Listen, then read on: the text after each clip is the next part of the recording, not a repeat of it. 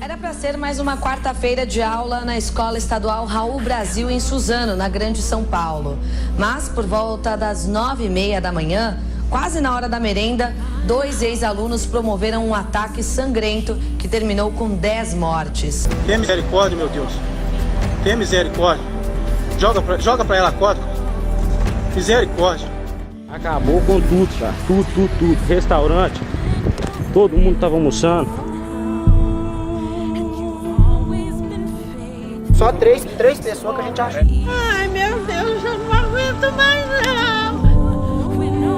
Eu creio que Deus, eu confio, eu creio que Deus está guardando ele. O tsunami deixou 222 mortos e 840 feridos nas 2 principais ilhas da Indonésia. Nenhum tremor de terra foi registrado antes da chegada das ondas, como geralmente acontece. E os moradores não receberam alertas das autoridades.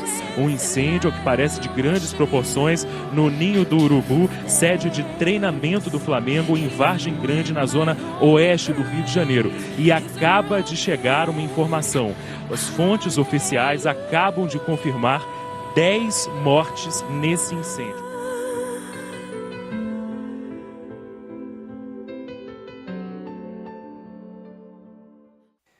Eu tenho certeza que todos que estão aqui conhecem algum conto de fada. E muito provavelmente você tenha um conto de fada que você goste, que seja o seu predileto. Eu vou te dar 1 minuto para você compartilhar com quem está do seu lado qual é o seu conto de fada predileto. Vamos lá, let's go. Rápido.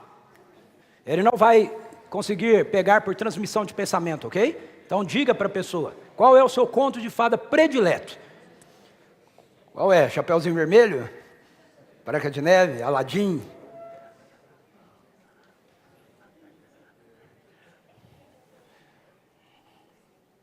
Tarzan? Rei Leão?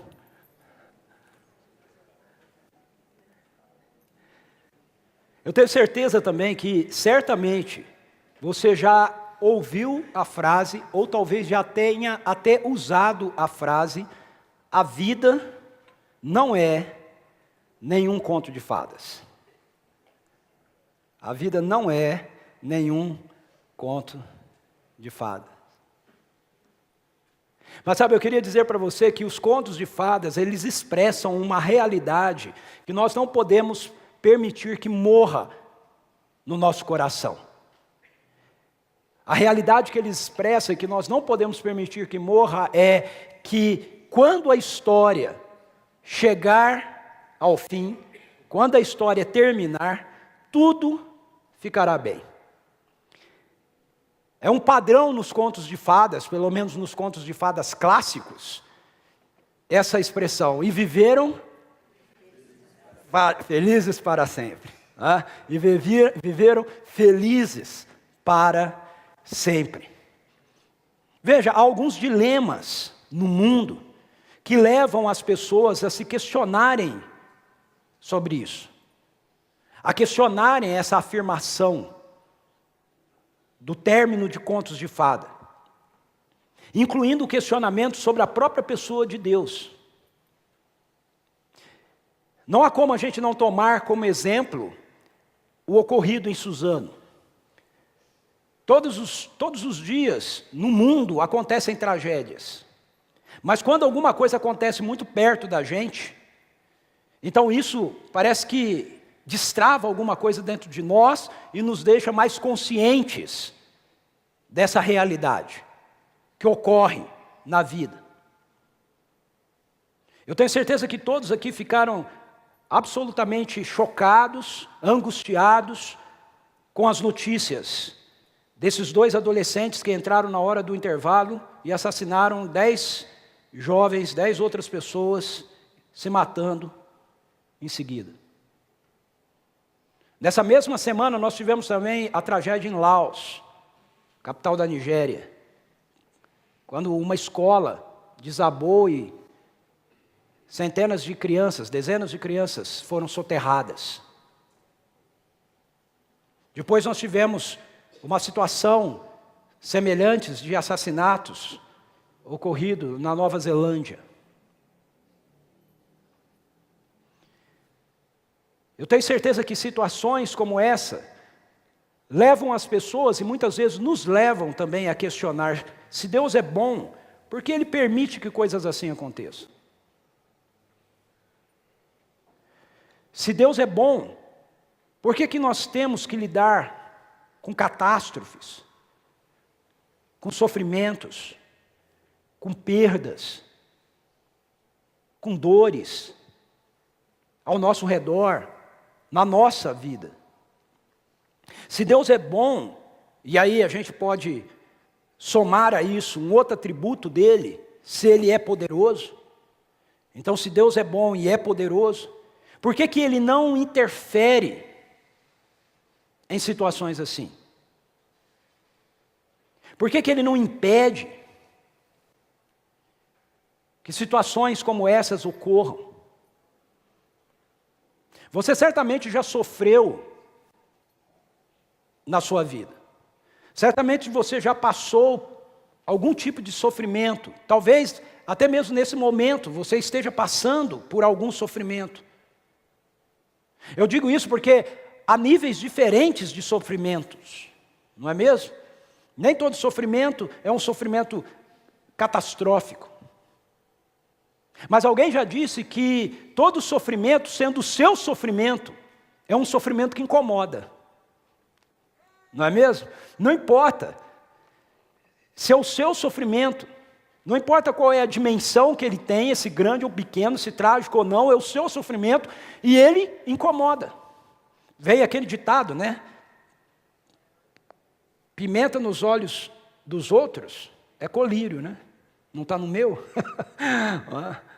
Então a gente muitas vezes olha para alguém e a gente vê o sofrimento na vida de alguém, ou vê alguém sofrendo com alguma dimensão, e porque nós não estamos passando por aquilo, aquilo não nos incomoda. Mas quando acontece algo trágico, como aconteceu em Suzano, outras coisas assim, então isso nos alarma. Em assuntos assim, nós precisamos então colocar as coisas em perspectiva. Isso porque, em meio ao sofrimento, muitas vezes, quando as pessoas dizem assim, por quê? Por que disso? Onde estava Deus? Cadê Deus? Deus não é bom? Na verdade, as pessoas não estão buscando uma resposta plausível. O que eu quero dizer de resposta plausível é uma resposta lógica, racional, que ajude as pessoas a entenderem. Na verdade, o que elas estão buscando é uma resposta que traga alívio ao que elas estão sentindo. É isso que elas estão buscando. Não adianta você sentar com a pessoa e dar para ela uma aula de filosofia, ou mesmo de teologia, sobre os atributos de Deus, ou sobre os aspectos da maldade na história. Elas querem uma resposta que de alguma maneira toque na sua dor, que as ajude a lidar com a sua dor. E é isso que nós queremos fazer com essa série. Nós queremos colocar as coisas em perspectivas,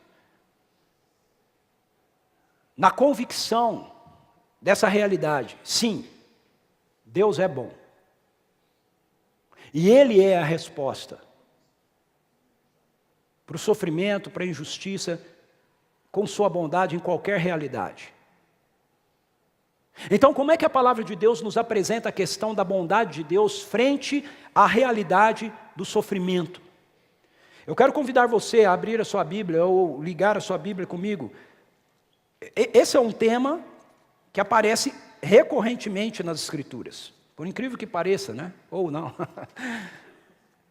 Mas eu e o pastor David, estudando essa semana para preparar essa mensagem, nós nos encontramos numa situação bem complicada. Porque nós nos demos conta de que aquilo que muitas vezes a gente considera como sofrimento, os primeiros seguidores de Jesus não estavam nem aí com isso. Para eles, não importava esse tipo de sofrimento. Mas as Escrituras nos ensinam a lidar com essa realidade. Nos coloca essa realidade na perspectiva de Deus. Então abra sua Bíblia comigo, Romanos capítulo 8. Nós vamos olhar os versos 18 a 30. Nesse texto, primeiramente nós aprendemos que o sofrimento não faz parte do propósito original de Deus. Porque na maioria das vezes quando ocorre uma catástrofe, geralmente as pessoas fazem essa pergunta, né? Se Deus é bom, como se Deus fosse a fonte do sofrimento. Mas veja o que o texto de Romanos 8, 18 a 20 diz. Considero que os nossos sofrimentos atuais não podem ser comparados com a glória que em nós será revelada. A natureza criada aguarda com grande expectativa que os filhos de Deus sejam revelados, pois ela, a natureza, foi submetida à inutilidade, não por sua própria escolha, mas por causa da vontade daquele que a sujeitou. Veja, quando o texto afirma para a gente que os nossos sofrimentos atuais não podem ser comparados com a glória que em nós será revelada, nós percebemos que o sofrimento não faz parte do propósito de Deus para a nossa vida. Porque se o sofrimento fosse parte do propósito de Deus para a nossa vida, Ele iria nos acompanhar. O escritor, inspirado pelo Espírito Santo, Paulo, nos diz que o que nos aguarda é a glória, não o sofrimento. E que o sofrimento presente, aquilo que a gente possa estar experimentando agora, não pode ser comparado àquilo que é o propósito original de Deus para nós, que é a sua glória. Então essa afirmação mostra para a gente que o sofrimento não faz parte do propósito original que Deus tem para a sua criação. Eu gostaria de mostrar para você uma reflexão do pastor Tim Keller, que é um pastor americano da igreja presbiteriana Redeemer, em Nova York. Ele diz assim nesse livro dele: o mundo agora se encontra numa condição amaldiçoada e muito distante do seu propósito original. Os seres humanos não foram criados para experimentar a morte. Quantas vezes você me ouve falar isso aqui, né? O sofrimento, mágoa, decepção, quebra de relacionamentos, doenças e desastres naturais. O mundo para o qual fomos criados não deveria ser como é hoje, não era para ser assim. O mundo inútil é um mundo destroçado, onde as coisas não funcionam como deveriam, e é por essa razão que o mal e o sofrimento existem. Você prestou atenção na reflexão dele? É por essa razão que o mal e o sofrimento existem. Que razão? A razão de que nós estamos vivendo num mundo que não era para ser assim. Esse não é o plano de Deus. Sabe, a gente carrega conosco muitas e muitas vezes um conceito totalmente deturpado do atributo de soberania de Deus.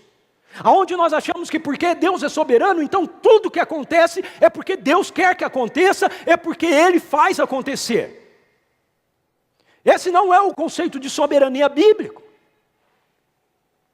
Qualquer pastor, qualquer líder, qualquer estudioso lúcido das Escrituras vai perceber isso. Assim como muitas vezes eu tenho dito aqui, e assim como Tim Keller escreve nesse livro dele. Qual é o projeto de Deus? Está no livro. Gênesis capítulo 1 e capítulo 2. Quando nós lemos Gênesis capítulo 1 e capítulo 2, nós temos a expressão original do que está no coração de Deus. E o que está no coração de Deus? Um mundo bom e perfeito. Gênesis capítulo 1 vai descrevendo Deus criando um mundo, e todas as vezes que termina uma fase da criação, Ele diz assim: ficou bom, ficou bom, ficou bom. Então não dá para juntar a bondade com a maldade. Quando alguma coisa não fica bom, Gênesis capítulo 2, Ele diz assim: não está bom. Não é bom que o homem viva só. Vou fazer para ele alguém que lhe corresponda. Então veja, o propósito original de Deus manifestado a nós pela revelação bíblica, pela revelação das Escrituras, é que Deus criou um mundo para ser bom. Um mundo para ser perfeito.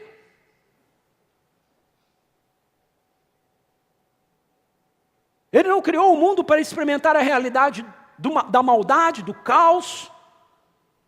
A vontade dele é essa, um mundo bom e um mundo perfeito. E é assim que termina as Escrituras. Se você já leu o livro, todo ele, você sabe que é assim que termina. Apocalipse capítulo 21 e 22, termina mostrando para a gente, nos levando a essa constatação, de que essa expressão do coração de Deus, de um mundo bom e perfeito, vai se concretizar. É assim que termina Apocalipse. O fim é o começo.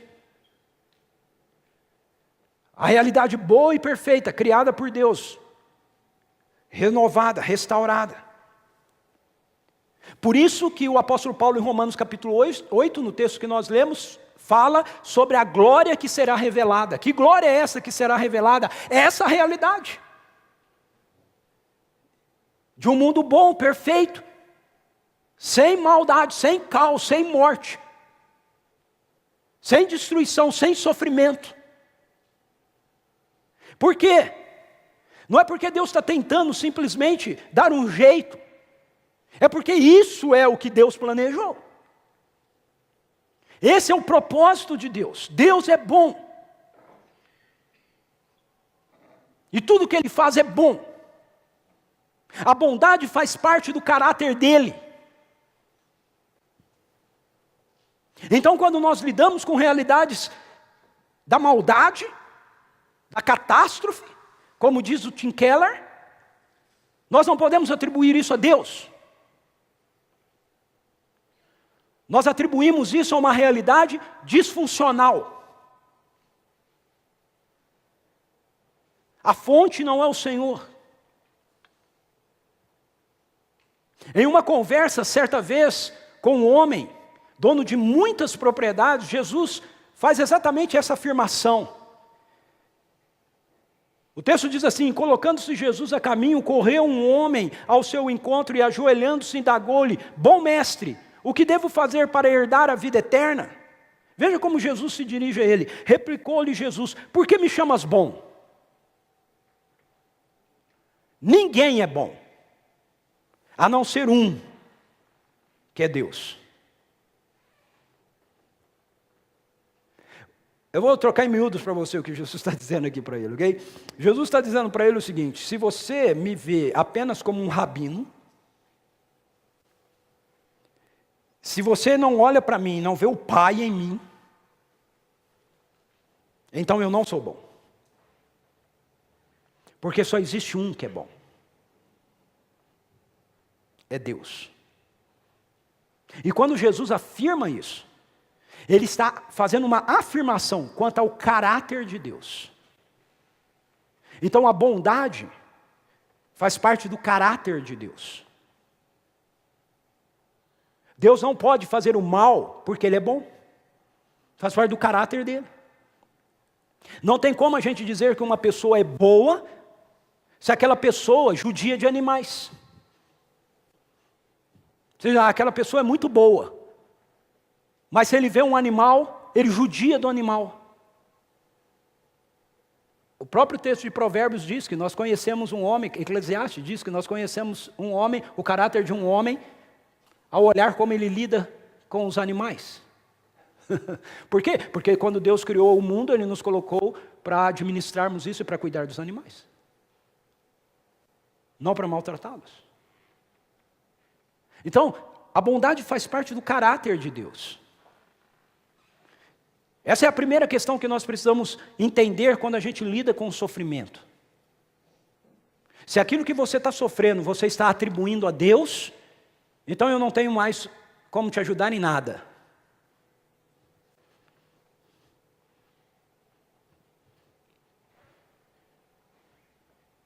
Se o que você sofre, se a enfermidade que você tem, você atribui a Deus, veja, você está atribuindo isso ao ser mais poderoso do universo. Okay? Então eu não posso fazer nada. Você não pode fazer nada. Porque se isso é Ele que está fazendo, quem somos nós para lidarmos com isso? Quem somos nós para reagirmos com isso? Se as catástrofes são promovidas por Deus, quem é você, ser humano, para alterar isso? Se a barreira de Brumadinho estourou porque Deus fez ela estourar, então por que nós estamos brigando com a Vale?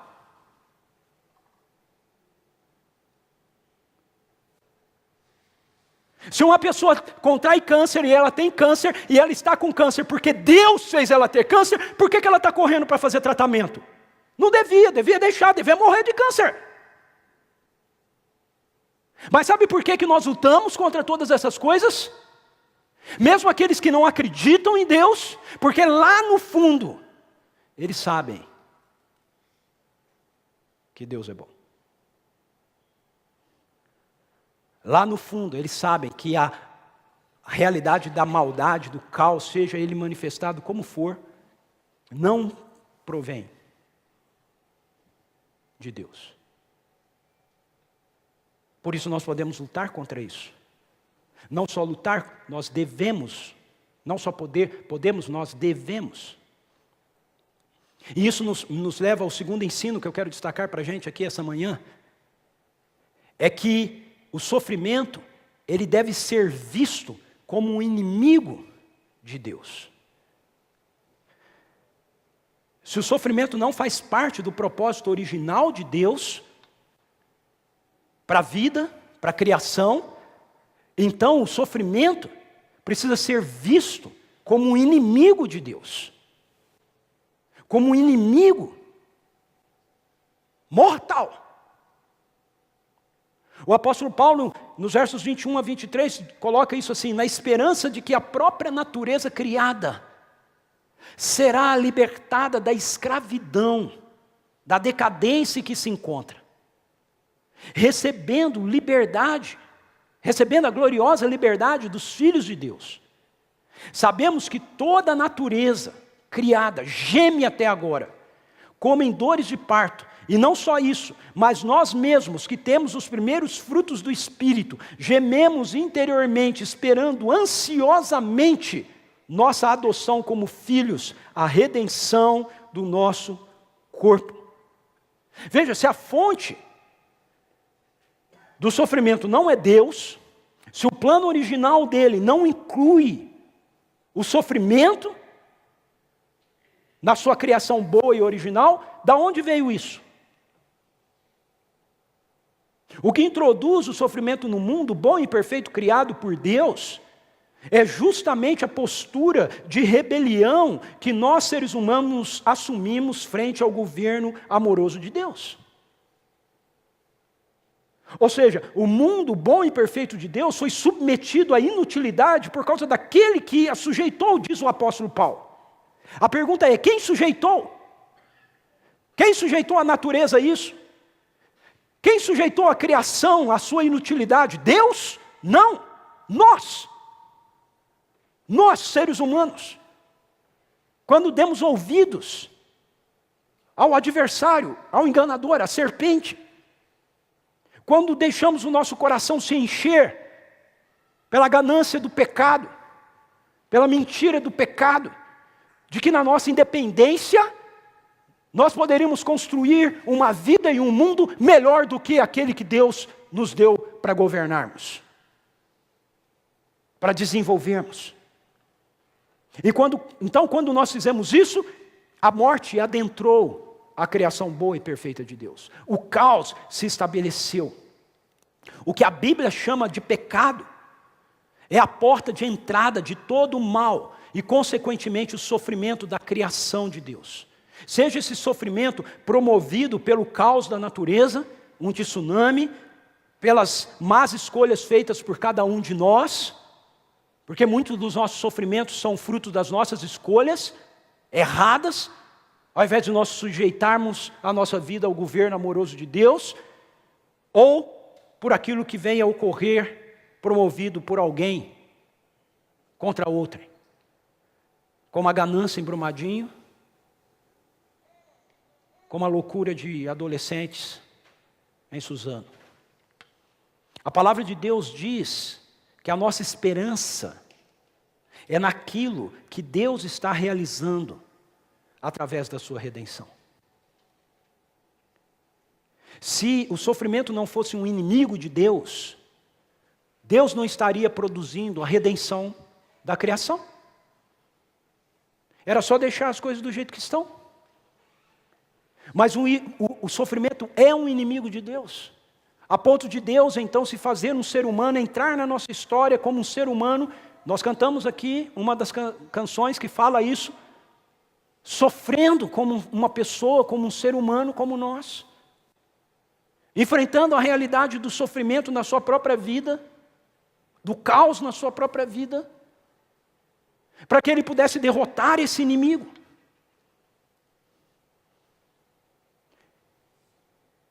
Essa esperança, se você já teve um encontro com o Evangelho, ela já é uma realidade que está em operação na sua vida. Olha o que o apóstolo Paulo diz nos versos 24 e 25. Ele diz assim: pois nessa esperança somos salvos. A esperança da redenção que começou a ocorrer na nossa vida por intermédio daquilo que Jesus Cristo fez por nós.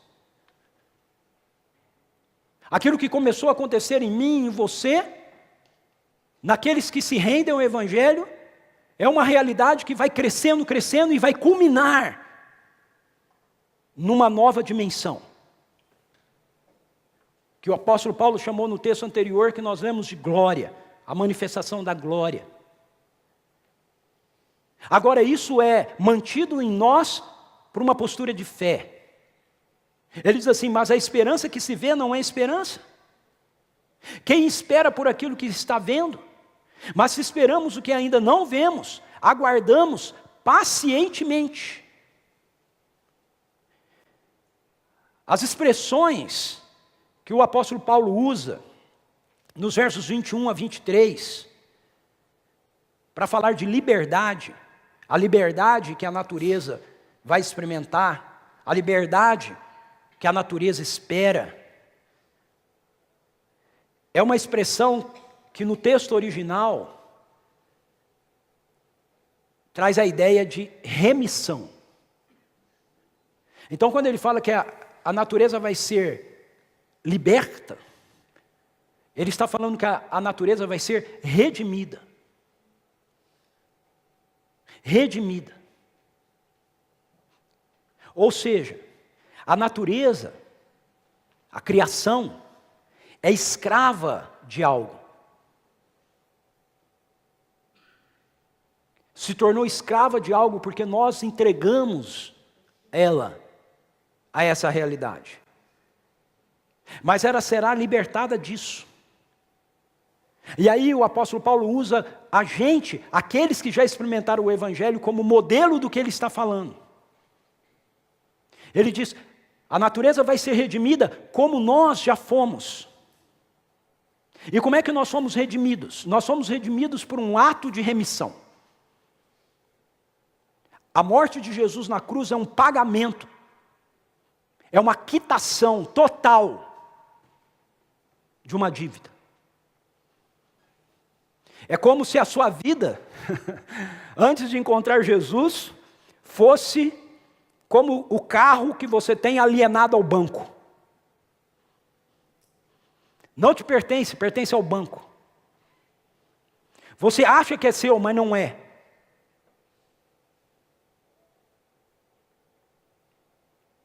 Mas quando você vem e quita essa dívida completamente,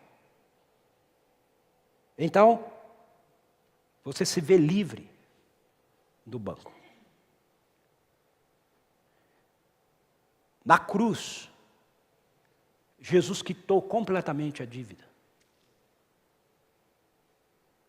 Ela está paga. A dívida do pecado está paga. Não é que ele está pagando as prestações. Ela foi quitada, ela está paga. Não há mais uma única folha de prestação que possa ser cobrado de alguém que se rendeu ao Evangelho. Agora, para isso você precisa receber, pegar dele aquilo que ele fez por você. E Paulo está dizendo para a gente, assim como isso aconteceu conosco, isso também vai ser uma realidade para toda a criação. Isso significa que a escravidão, a qualquer realidade promovida pela rebelião causada pelo pecado, não deve ser visto por aqueles que já são os filhos e filhas de Deus, como algo natural e aceitável passivamente. Não dá para a gente olhar uma situação como o que aconteceu em Suzano e achar que isso é assim mesmo. Não dá, não é, não pode ser. Por quê? Porque a dívida foi paga. Não dá para a gente olhar uma situação como Brumadinho e dizer, não, isso é desse jeito mesmo. Não, não é desse jeito. Não era para ser assim. A gente tem que olhar para isso e dizer, não, nós somos contra isso, nós nos rebelamos contra isso. Isso não é assim, essa atitude, essa postura, essa realidade é inimiga do nosso Pai. E se ela é inimiga do nosso Pai, ela é nossa inimiga. O Espírito Santo que habita naqueles que receberam o Evangelho e que opera na vida daqueles que receberam o Evangelho, opera nas nossas limitações, opera nas nossas fraquezas.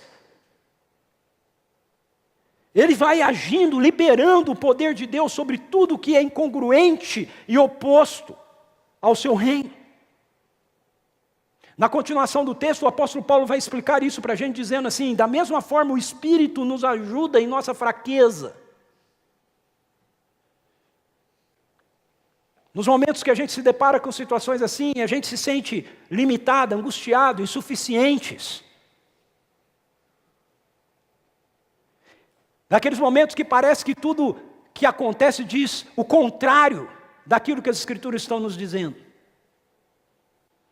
E sabe qual é a resposta do apóstolo Paulo para isso, inspirado por Deus? Não é que a gente adeque uma teologia que explique o caos e nos deixe confortável no caos.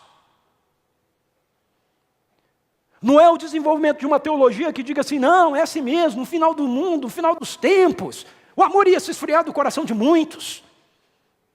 Por isso o amor está frio no coração das pessoas. E as pessoas vão sair por aí mesmo, matando umas às outras.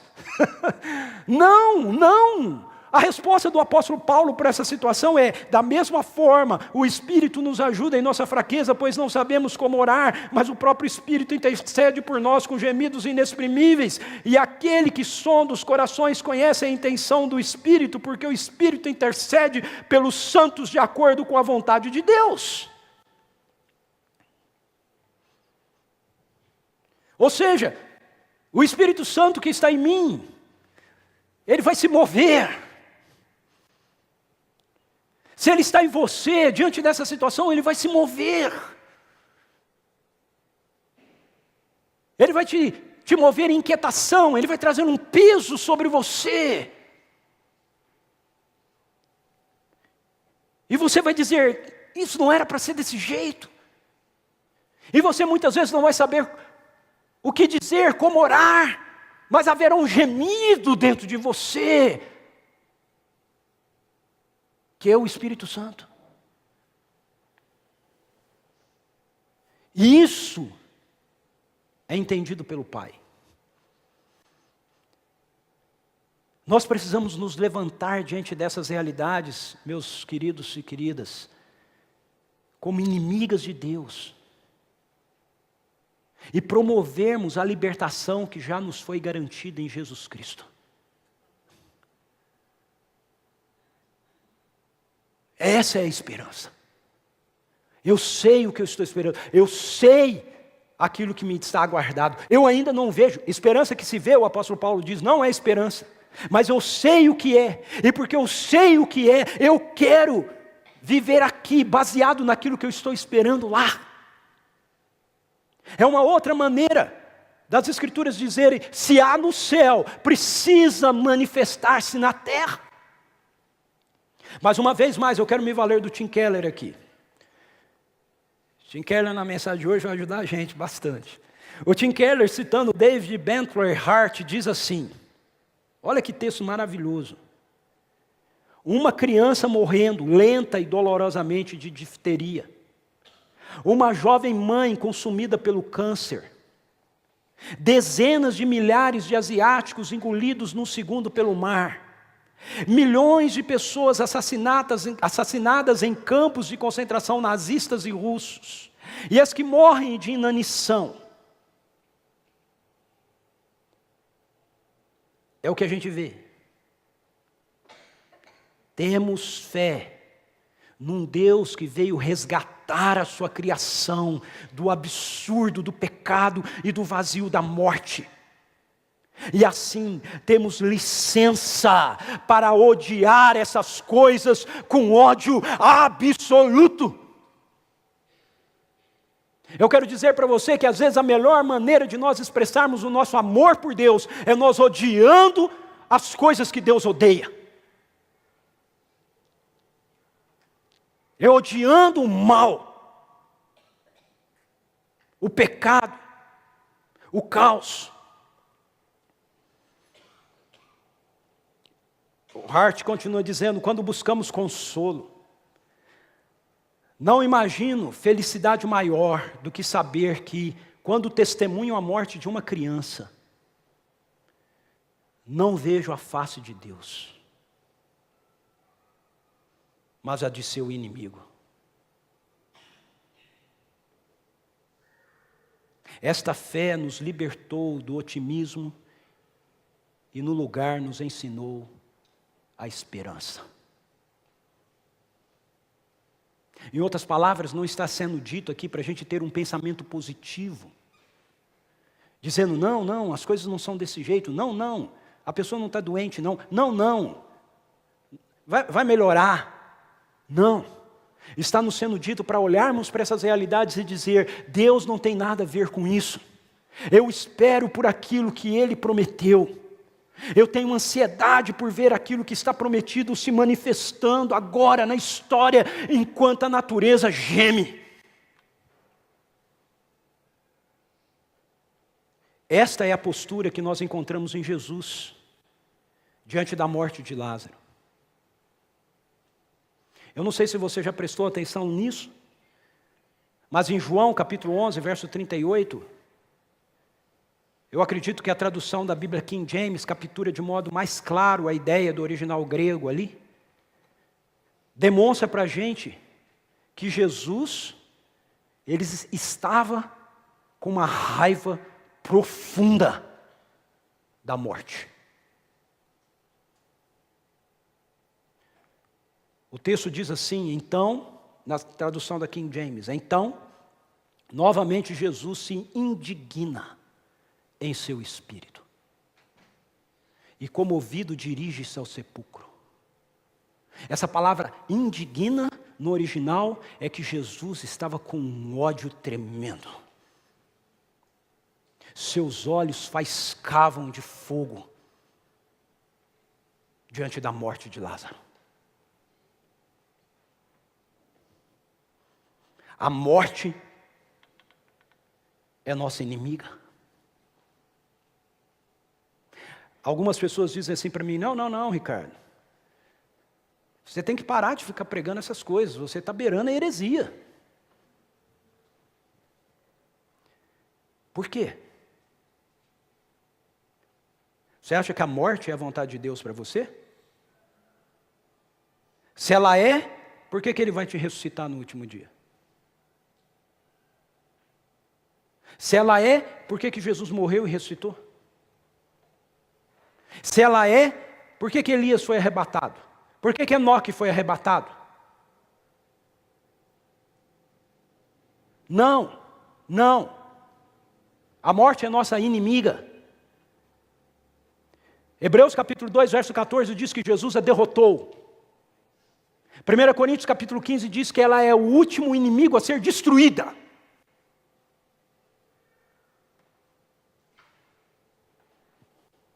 Então sim, eu tenho todo o consolo no meu coração quando uma pessoa que é um seguidor de Jesus parte, porque eu sei que a morte não é a última palavra para ele. Eu sei que ele vai ser ressuscitado dos mortos.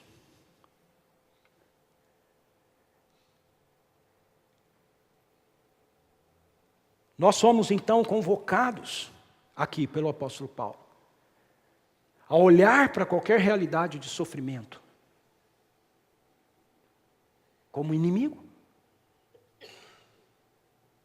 Não com complacência, não dizendo, isso é assim mesmo. Não, dizendo isso não era para ser assim. Deus, vem o teu reino. Senhor, que essas realidades mudem. Pai, nós esperamos por aquilo que está guardado no teu coração para se manifestar um dia. Traz agora, traz mais, traz para hoje, manifesta agora. E o último ensino que eu quero compartilhar com você é que o sofrimento, ele não pode barrar o propósito de Deus.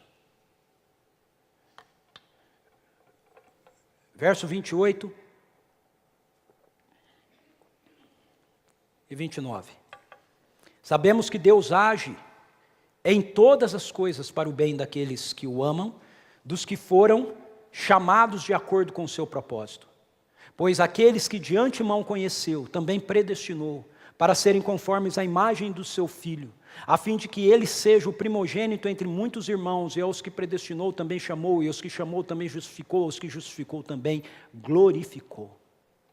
Vejam um ponto que não devemos confundir, mas que muitos se deixam levar por ele, muitas pessoas se confundem com ele, é que o sofrimento não ser da vontade de Deus, não é o mesmo que dizer que Deus não possa usar o próprio sofrimento a fim de levar adiante o seu propósito eterno. Tem gente que tem problema com isso, porque eles não conseguem conjugar essas duas coisas. Veja, mas Paulo está dizendo que Deus age em todas as coisas. Ele não diz que Deus promove todas as coisas. Ele diz que Deus age em todas as coisas. Então, mesmo o sofrimento, mesmo o caos, mesmo o pecado, não é capaz de barrar o plano original de Deus na vida de qualquer pessoa. Deus nos mostra na sua palavra que Ele age em todas as coisas para o bem daqueles que o amam, daqueles que foram chamados de acordo com o seu propósito. Deus agir em todas as coisas significa que Ele pega, preste atenção nisso, que Ele pega qualquer situação, mesmo a de uma catástrofe que tenha ocorrido, do qual Ele é inimigo, do qual Ele é oposto, e Ele faz com que tal situação sirva de impulso para o propósito que Ele tem para a humanidade, e não de barreira para esse propósito. Mais uma vez, eu vou recorrer ao Tim Keller. Ele diz assim: temos absoluta certeza de que mesmo a calamidade e a perversidade, que não faziam parte do projeto original de Deus, como bem sabemos, estão sendo entrelaçadas num plano sábio e perfeito. Então, a promessa de Romanos 8, de que todas as coisas concorrem para o bem, é de uma segurança incomparável para os crentes. O meu Deus não é a fonte do sofrimento. O sofrimento é seu inimigo, e por isso é meu inimigo. Mas Ele é extremamente poderoso para agir mesmo em meio ao sofrimento, fazendo com que Ele não impeça que o seu plano se concretize na vida daqueles que o amam. Em meio ao sofrimento, Deus pode se revelar a nós com todo o seu amor e bondade. Em meio ao sofrimento, Ele se coloca ao nosso lado como consolador, que nos dirige para atravessar o vale da sombra e da morte, a fim de que possamos ser consolo para os outros que também venham a sofrer. Meus irmãos e irmãs, esse é um ponto que nós precisamos entender rapidamente, seriamente. Nós não somos um fim em nós mesmos. Deus opera na nossa vida para que Ele possa operar através da nossa vida. Veja o que o apóstolo Paulo diz em 2 Coríntios 1, 3 e 4, ele diz assim: bendito seja o Deus e Pai de nosso Senhor Jesus Cristo, Pai das misericórdias e Deus de toda a consolação, que nos consola em todas as tribulações, para que também sejamos capazes de consolar os que passam por qualquer tribulação, com a consolação que nós mesmos somos consolados por Deus. Há uma guerra aqui. Há uma guerra aqui. A gente sabe que a vitória é de Jesus, mas a guerra continua acontecendo. Em meio a toda a guerra, há perdas, há sofrimento, há dor, há caos. Mas Deus é o Paráclitos. É aquele que está conosco em meio a todas as realidades que nos cercam, sejam elas boas, sejam elas más. A pergunta que temos que fazer para nós mesmos é: qual é o propósito de Deus para a nossa vida? Qual é a sua vontade para nós? E a resposta é dada no próprio texto de Romanos que nós lemos. No verso 29 ele diz assim: pois aqueles que de antemão conheceu, também predestinou para serem conforme a imagem de seu Filho, a fim de que ele seja o primogênito entre muitos irmãos. Você sabia que se o Evangelho te alcançou, é porque você já tinha um destino pré-definido? Essa é a ideia de predestinação. O seu destino, de quem você deve ser, já estava definido. Quem é que você deve ser? Jesus. A imagem dele. Você foi predestinado para ser conforme a imagem do seu Filho Jesus, para que ele seja o primogênito entre muitos irmãos. Onde é que aconteceu isso? Na criação? Nós somos feitos à imagem e semelhança de Deus. Esse é o destino da humanidade. Se ela é redimida em Jesus, ela vai ser aquilo que Deus planejou que ela fosse. Sua imagem, sua semelhança. Então, se no lugar de focarmos em nossos sofrimentos cotidianos e momentâneos, nós tivermos fé e a capacidade dos primeiros seguidores de Jesus, de olharmos para o que há de vir. Por isso que eu disse que quando a gente estava preparando essa mensagem, nós entramos em crise, porque aquilo que muitas vezes a gente chama de sofrimento, eles não estão nem aí com isso. Não porque não seja sofrimento, mas como disse o apóstolo Paulo, porque, essa tribulaçãozinha aí, ele está com a gente, ele nos consola nisso, para a gente poder ser consolo para os outros. Por quê? Porque o foco deles está naquilo que eles estão se tornando em Cristo Jesus. Se nós tivermos essa mesma capacidade, essa mesma fé, nós veremos que os sofrimentos que possamos vir a enfrentar não poderão roubar a esperança viva que está no nosso coração. Nós podemos ter essa convicção Deus tem um propósito estabelecido. Esse propósito foi iniciado. E ele será concluído. Olha o que ele diz. E os que predestinou também chamou, os que chamou também justificou, os que justificou também glorificou. Você percebeu que está tudo no passado? Está tudo no passado. Você ainda fica doente.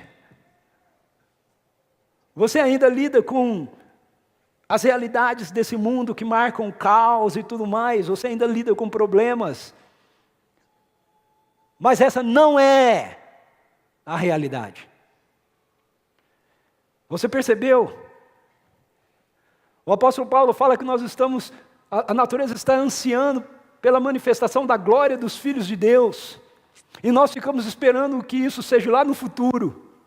Mas o apóstolo Paulo diz assim, ele já te glorificou. A glória dele está vivendo em você. Você está sendo transformado de glória em glória, numa glória cada vez maior. E quanto mais isso acontece, mais a criação que ainda está escravizada, experimenta a liberdade dos filhos de Deus. Uau! Esse é o caminho. Deus terá uma grande família, um grande povo, no qual Jesus Cristo será o primogênito de muitos irmãos, filhos e filhas resgatados pelo poder da redenção do Evangelho. Então eu quero terminar dizendo para você que contos de fadas são reais. São reais. É assim que termina. A minha vida vai terminar assim. Eu serei feliz para sempre. Enquanto houver algum tipo de sofrimento, é porque a história não chegou ao fim. Quando ela chegar, aquilo que a graça de Deus nos proporcionou em Jesus, vai ser abundante na sua plenitude. E todo sofrimento será extinto. Eu li o livro. Eu creio nele. E eu quero viver de acordo com o que ele me diz. E ele me diz que ele lhes enxugará dos olhos toda a lágrima. Não haverá mais morte. Não haverá adolescente entrando em escolas, matando amigos. Não haverá mais suicídio. Não haverá mais barreiras estourando e tirando a vida de um monte de famílias por causa da ganância do coração humano.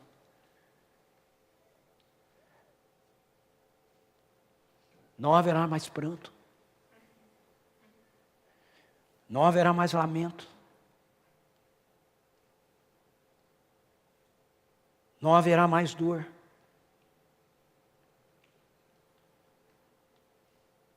Porque a antiga ordem, a ordem do caos, a ordem da rebelião, terá sido encerrada. Porque ela não é a vontade de Deus. E se essa é a minha esperança, é assim que eu devo viver cada dia aqui.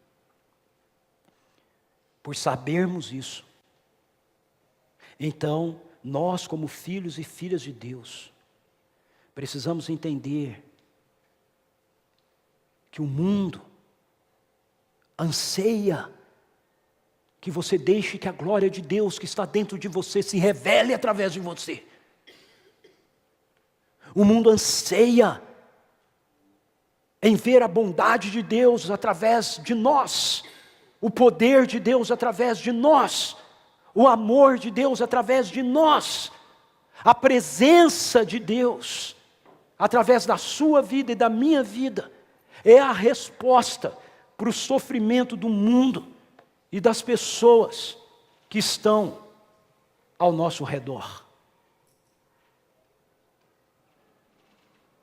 Se, porventura, há alguém culpado desse sofrimento, esse alguém não é Deus. Mas pode ser a igreja. Porque a glória dele nos foi dada para ser manifestada. E se você não a deixa manifestar, então nós temos responsabilidade nisso. Então, eu quero orar com você, pedindo para você curvar a sua cabeça. Vamos pedir ao Senhor por sua misericórdia. Vamos pedir ao Senhor por sua graça. Vamos pedir ao Senhor para que a sua glória que está em nós se manifeste através de nós. Não fique oculta. Jesus não colocou a vida dele em nós para ficar escondida. Jesus não colocou a vida dele em nós para ficar oculta. Jesus diz que nós somos como uma cidade edificada sobre um monte, a luz do mundo, não de um cantinho,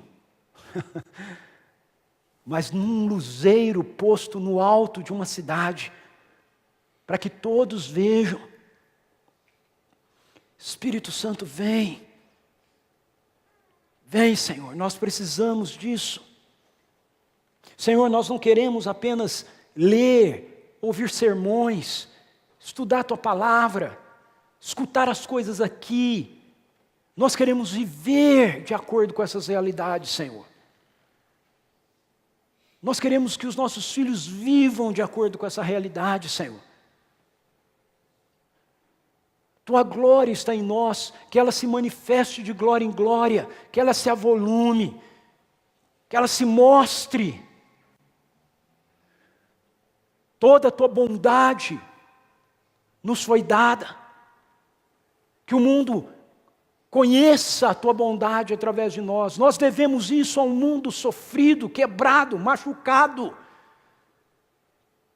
Tua igreja deve isso ao mundo.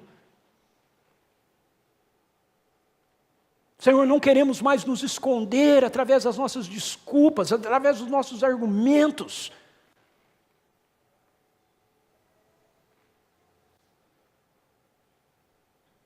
Queremos simplesmente viver isso, Jesus.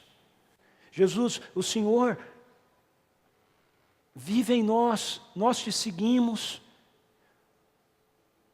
Se o Senhor ficou com raiva da morte diante do túmulo de Lázaro, nós precisamos ter raiva da morte. Não podemos ver a morte como algo normal, um acontecimento normal.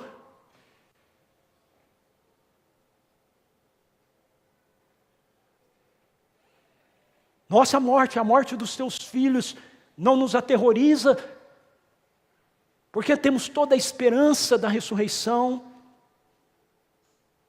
Mas Deus, quando acontece o que aconteceu em Suzano, nós não podemos olhar para isso e achar que isso é natural, que isso é assim mesmo. Não é. Nós não aceitamos que seja, Senhor. Nós confessamos aqui o nosso pecado.